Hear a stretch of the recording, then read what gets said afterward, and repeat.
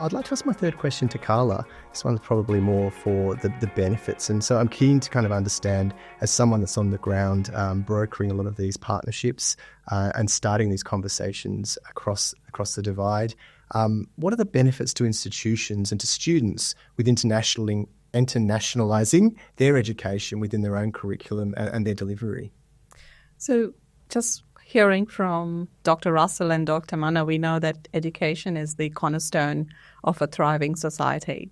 No one can actually, challenge that. But also, alongside education, we've got quite a rapid advancement of technology. We've got quite a rapid emerging new industry, new skills required, net zero transitions, green economy, digitization. And because of all these changes, there's also a need for continuous learning and lifelong learning.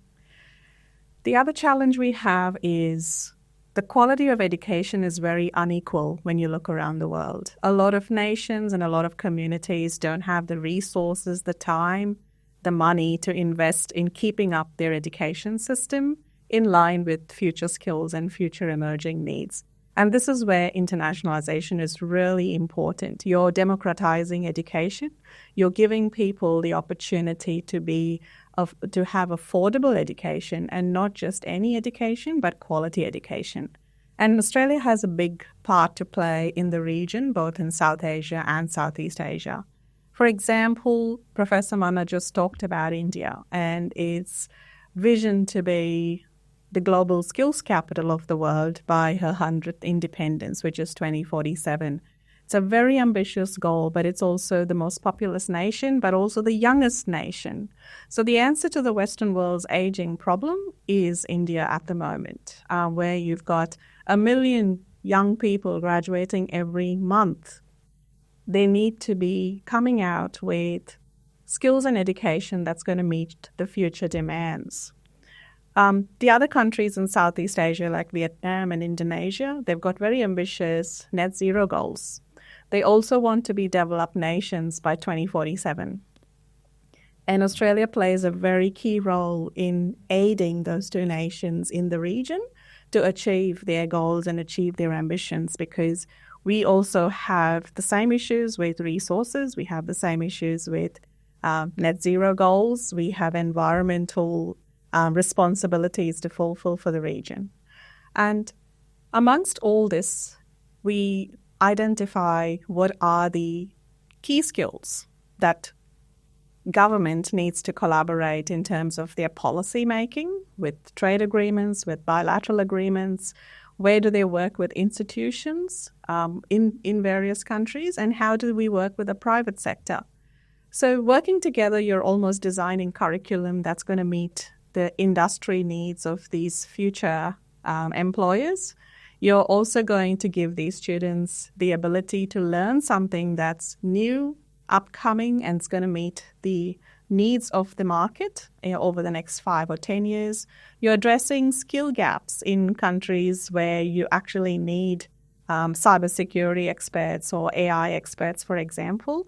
And you're also looking at work-integrated learning, where you're getting these graduates work ready before they even graduate by embedding some of these skill programs within their degrees when they're still learning. So what I would say is internationalization of education through a transnational model, there are 3 very key things. First is affordability and accessibility.